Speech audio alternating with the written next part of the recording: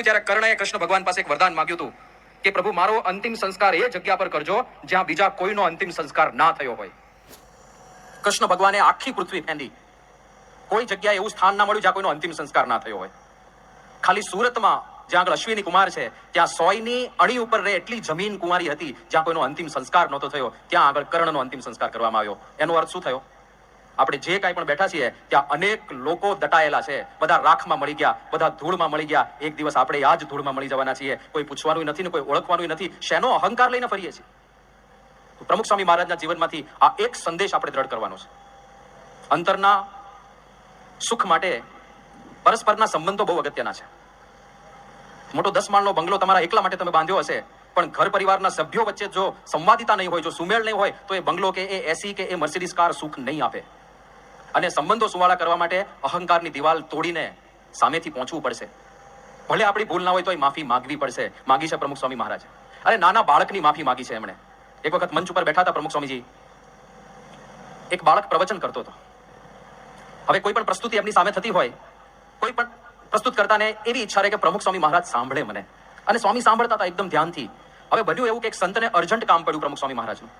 એ બાપા પાસે આવ્યા અને સ્વામીને પ્રશ્ન પૂછ્યો, બાપા એક આવો અર્જન્ટ પ્રશ્ન આવ્યો છે, શું કરવું?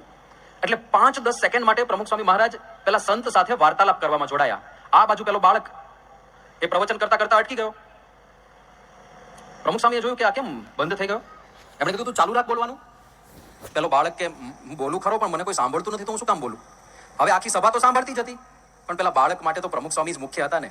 એ બીજે જગ્યાએ વાત કરતા હતા એટલે બાળકે પ્રવચન બંધ કરી દીધું હતું.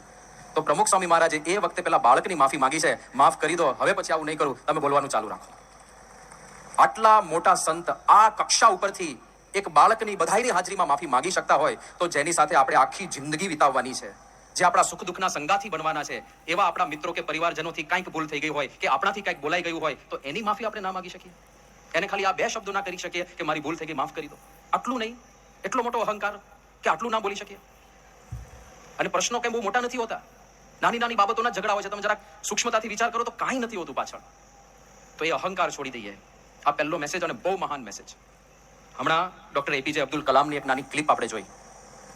કલામજીને પ્રમુખ સ્વામી મહારાજ ઉપર પુસ્તક લખવાનો વિચાર આવ્યો. એની પાછળ શું હતું કે what he has taught me, remove I, remove me.